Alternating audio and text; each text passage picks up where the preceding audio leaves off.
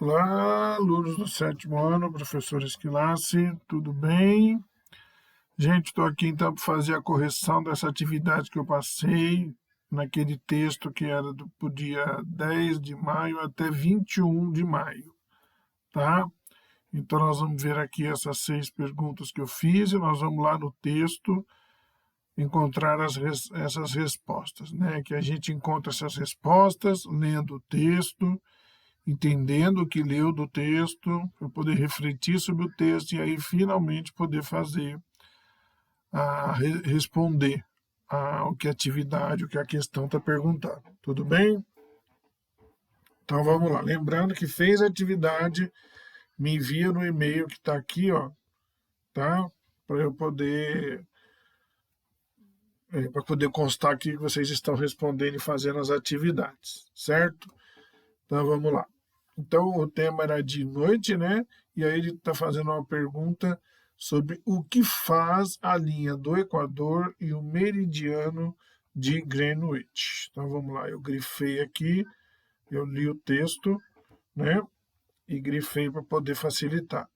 Então a gente vê aqui, ó, a linha imaginária traçada, respondendo, né? O que é a linha de Equador e o meridiano de Greenwich. Então, a linha imaginária traçada sobre a superfície terrestre que separa equitativamente. O que é equitativamente? De forma igual, né? Então é como se você cortasse uma laranja ao meio, só que na horizontal, que nem a gente pode ver aqui embaixo, ó. Olha a linha do Equador aqui, ó, separando equitativamente o hemisfério em 2 hemisférios, o norte para cima e o hemisfério sul para baixo. Então, e aí nós damos o nome de linha do Equador, né? Essa linha que separa os 2 hemisférios, o norte e o sul. E a partir daí vão ter outras linhas, né, paralelas, né? Lembrando que é paralela, que é na mesma direção, tá? Aqui, que aí são as latitudes. Agora, perpendicularmente, o que é perpendicularmente? É esse daqui, ó. Está perpendicular à linha do Equador. Então, esse aqui é o meridiano. Então, perpendicularmente, as linhas paralelas têm os meridianos, que, por sua vez, determinam as linhas de longitude. Então, enquanto a linha do Equador está relacionada à latitude, os meridianos estão relacionados à longitude. E o meridiano principal, nós damos o nome de meridiano de Greenwich, o qual vai dividir o globo terrestre também em 2 hemisférios. Só que agora não é norte e sul, agora é ocidental e oriental, que nem vocês podem ver aí no esquema, né, no desenho bem feito aí embaixo. Então essa foi a primeira pergunta. Difícil? Não. Por quê? Porque eu li o texto e entendi o texto. Eu não saí caçando resposta para responder para o professor, porque isso não é aprender, tá? Aprender quando você entende o que você está lendo e o que você está respondendo. Continuando. A segunda pergunta é: explique o que é o movimento de rotação da Terra e qual é o intervalo de tempo que ocorre, ou seja, quanto tempo demora para ocorrer. Então tá aí. Movimento de rotação. Os planetas, os satélites e o Sol, eles apresentam um movimento em torno de si mesmo, que nem tem na imagem do lado aí. Ou seja, eles giram ao redor de um eixo imaginário. Então, esse é o movimento chamado de rotação. Aquela televisão de cachorro que existe, né, que o pessoal faz frango para vender, eles enfiam o frango num ferro, né, numa barra, e essa barra fica girando, né, fica fazendo o frango girar para ele cozinhar, para ele assar de forma igual, de forma equitativa, né, de forma igual entre para todas as partes. Tá, e isso nós estamos vendo essa representação do planeta aí do lado. Então esse é o movimento de rotação, girar ao redor de um eixo imaginário. No caso do frango aí, o eixo imaginário não é imaginário, é a barra de ferro, né? O ferro que penetra no frango e faz ele girar. Agora, o sentido do movimento de rotação do nosso planeta, ele é um sentido anti-horário, ou seja, de oeste para o leste. O que é anti-horário? É um sentido contrário aos ponteiros de um relógio. O ponteiro de um relógio ele gira no sentido horário. Então, o contrário é o anti-horário. Tá?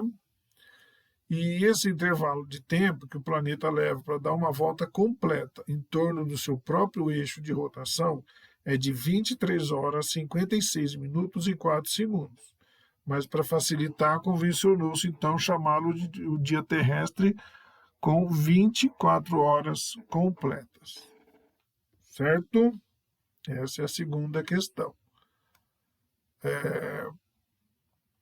Terceira questão. Explique o que é o movimento de translação da Terra e quanto tempo dura. Então vamos lá.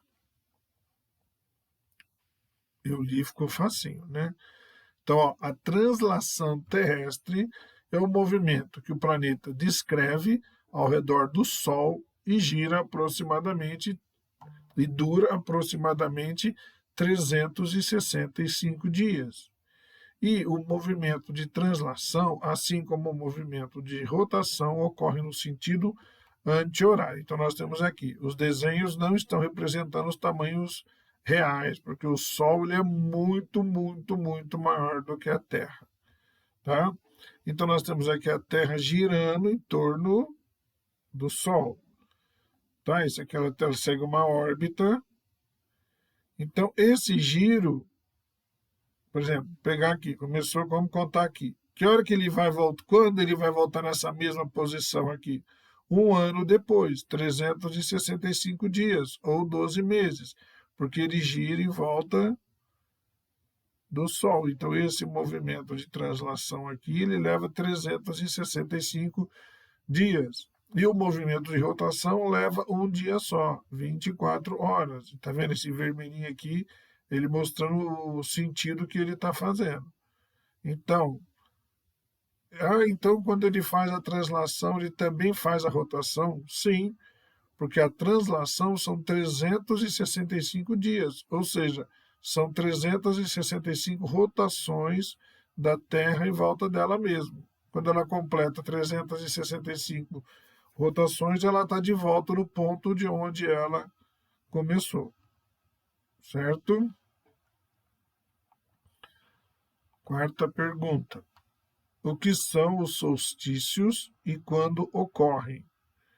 E explique o solstício de dezembro e o solstício de junho. Então vamos lá. Então está aqui. Então, durante esse movimento de translação, há dois momentos em que ocorre a maior diferença entre um período iluminado e o não iluminado. Ou seja, tem dois momentos no ano em que tem uma maior diferença, né, entre o dia, né, a presença de luz, e a falta de luz, que é a noite. Então, essa maior diferença entre o período iluminado e o não iluminado é o que são os solstícios. E eles ocorrem em dois momentos, dia 21 de junho e 21 de dezembro. Então, o solstício, por exemplo, o solstício de dezembro, ele marca o início do verão no hemisfério sul e o início do inverno no hemisfério norte. Já o solstício de junho, que vai acontecer agora em breve, né? Só para lembrar, hoje nós estamos no finalzinho de maio, então daqui a mais ou menos um mês vai ter o solstício de inverno. Desculpa, o solstício de junho, que ele marca o início do inverno no hemisfério sul e o início do verão no hemisfério norte. Vamos ver isso aqui, ó. Ó, nós temos aqui o solstício, 21 de junho, que vai ocorrer em breve.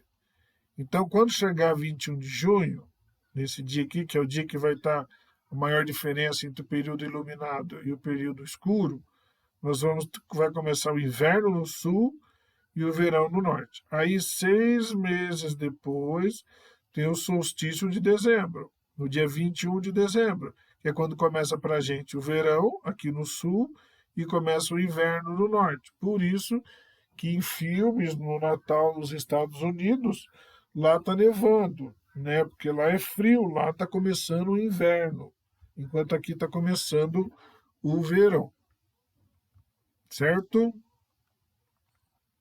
Opa, a quinta pergunta. E o que são os equinócios? O que os equinócios sinalizam e em que datas? Então vamos ver o que o equinócio faz. Quem leu, achou, já leu e ficou fácil. Há também 2 dias no ano em que ambos os hemisférios são iluminados por períodos iguais e eles recebem o nome de equinócio. O termo equinócio significa noite igual. Então, o equinócio é quando o dia, a parte iluminada do dia, e a noite, a parte escura do dia, tem a mesma duração. Então, os equinócios eles sinalizam o início da primavera e do outono nos hemisférios norte e sul. E as datas dos equinócios terrestres são dia 21 de março, ou seja, já passou, e dia 23 de setembro. Certo? Então, isso é o que é o equinócio e suas datas. Lembra lá, equitativamente? Equi significa igual. Então, equinócio é quando o dia e a noite têm a mesma duração. Enquanto que o solstício é quando ocorre a maior diferença entre a presença de luz e a ausência de luz, formando o dia e a noite. Tudo bem? Agora, a sexta e última pergunta. Explique o que é o movimento aparente do Sol e para que serve um gnomon. Vamos lá. Então, está aqui. Ó. Aqui ele fala a observação desse movimento. Que movimento? Que você vê aqui, ó, por exemplo, está de manhã, o Sol nasceu, ele está aqui no alto. Meio-dia ele subiu, está no alto aqui. À tarde ele já caiu, vem aqui para o lado. Então, esse movimento aqui do Sol, então a observação desse movimento, ele pode dar a impressão de que o Sol se movimenta em torno da Terra, enquanto ela permanece parada. Só que conforme a gente viu já, com o movimento de translação, né, o planeta girando em volta do Sol, sabemos que o Sol não se movimenta assim, e por isso chamamos esse fenômeno de movimento aparente do Sol. E aí o gnomon, ele ajuda você a perceber isso. Você pode fazer isso tranquilamente. Pega uma cartolina, uma cartolina não, pega um papelão, né, um pedaço de uma caixa grande, né, e aí você vem aqui e espeta um palito de dente ou um palito um pouco maior. Depende do tamanho do papelão que você encontrou, tá? Então, esse gnomon ele pode ser usado para descrever o movimento aparente do Sol durante um dia. Então, é possível você marcar de hora em hora, por exemplo, o tamanho e a posição das sombras que vai projetar esse palito que está aí no meio. Então, podemos traçar uma linha na direção desta sombra para obter a direção norte-sul da Terra e dessa forma nos orientar. Então, vamos supor que a pessoa se perdeu no meio da mata. Se ela tiver numa clareira, que é uma região que não tem árvore, e ele pegar um pedaço, uma madeirinha, um galho e colocar na terra, e ele tiver um conhecimento de como se usa isso, pela sombra, e ele sabendo se é de manhã ou tarde, ele vai ter uma ideia de onde fica o norte, sul, leste, oeste, tá? Porque aí ele Aí você consegue se localizar e, de repente, aí sair, caso você esteja perdido, tá? Então, isso aqui é legal. E se você for anotando todo dia, você vai vendo que vai tendo variação, porque o Sol, ele nasce aqui, né? De manhã ele nasce no leste. Então, ele nasce no leste e a sombra projeta para cá. Ao meio-dia, quando o Sol está no ponto mais alto, né? Forma uma sombra menor, dependendo. Quanto mais próximo do Equador, menor a sombra. E à tarde, quando ele se põe, forma outra sombra. Então, você vai fazendo isso, você vai vendo onde que fica cada uma dos pontos cardeais. Caso você esteja perdido, ou simplesmente para você aprender a se localizar. Certo? Então é isso, gente. Está aqui respondida essas questões sem dificuldade. Fez no caderno, deixa no caderno, tira foto, me manda por e-mail, principalmente para quem não sabe pular no GSA, né? Então manda por e-mail que aí fica mais fácil. Tá bom? Então é isso, gente. Até a próxima atividade.